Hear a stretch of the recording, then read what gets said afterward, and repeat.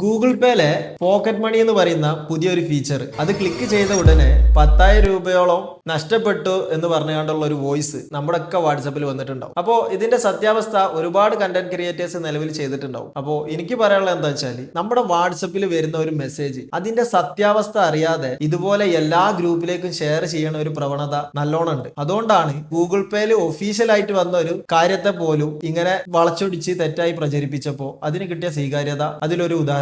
നിലവിൽ ഇത് UPI circle എന്ന പേരിൽ ഫോൺ പേ പോലുള്ള മറ്റ് ആപ്ലിക്കേഷനിൽ ഇത് ഉണ്ടായിരുന്നു. ഇപ്പോ ഗൂഗിൾ പേയിൽ ഇതിനെ പോക്കറ്റ് മണി എന്ന നെയിമിലൂടെയാണ് അവർ അവതരിപ്പിച്ചത്. ചെറിയ ചെറിയ കാര്യങ്ങൾക്കൊക്കെ നമ്മളിപ്പോ അനിയന്മാർക്കായാലും അനിയത്തിമാർക്കായാലും സ്റ്റുഡൻസിനൊക്കെ പൈസ കൊടുക്കാൻ വേണ്ടിയിട്ടുള്ള ഒരു ഡിജിറ്റൽ സംവിധാനം. അത്ര ഇതിനെ പറ്റി സിമ്പിൾ ആയിട്ട് പറയാനുള്ളൂ. പോക്കറ്റ് മണി എന്ന ഫീച്ചർ ഉപയോഗിച്ച് ബാങ്ക് അക്കൗണ്ട് ഇല്ലാത്ത ആൾക്കാർക്കും ഗൂഗിൾ പേ ഉപയോഗിക്കാൻ വേണ്ടി പറ്റും. ഇതിൽ രണ്ട് രീതിയിൽ നമുക്ക് കാര്യങ്ങൾ മോണിറ്റർ ചെയ്യാൻ പറ്റും. ഒന്ന്, എല്ലാ പേയ്മെന്റിനും നമ്മൾ അപ്രൂവൽ കൊടുത്തിട്ട് ചെയ്യാനും പറ്റും. അതുപോലെ തന്നെ മാസം ഇത്ര ലിമിറ്റ് വരെ അപ്രൂവൽ ഒന്നും ഇല്ലാതെ യൂസ് ചെയ്യാനും പറ്റും. ഇതെങ്ങനെ കണക്ട് ചെയ്യാമെന്നും ഇതെങ്ങനെ യൂസ് ചെയ്യാന്നുള്ള ഒരു ഡീറ്റെയിൽഡ് വീഡിയോ വേണമെങ്കിൽ ഒന്ന് കമന്റിൽ അറിയിച്ചാൽ മതി. തീർച്ചയായിട്ടും ഞാൻ ചെയ്യാം. അപ്പോൾ ഇതുപോലുള്ള ഫേക്ക് ന്യൂസുകൾ വാട്സപ്പിലൂടെ പ്രചരിക്കുമ്പോൾ അതിന്റെ സത്യാവസ്ഥ ഒന്നെങ്കിൽ കുറച്ചെങ്കിലും അറിവുള്ള ആൾക്കാരുമായിട്ടോ യൂട്യൂബിലെങ്കിലും സെർച്ച് ചെയ്താൽ ഇതിനൊരു ഉത്തരം കിട്ടും. ഏതൊരു ന്യൂസും സത്യാവസ്ഥ അറിയാതെ ഷെയർ ചെയ്യാൻ നിൽക്കരുത് എന്നാണ് എനിക്ക് ഈ വീഡിയോയിലൂടെ നിങ്ങളോട് പറയാനുള്ളത്.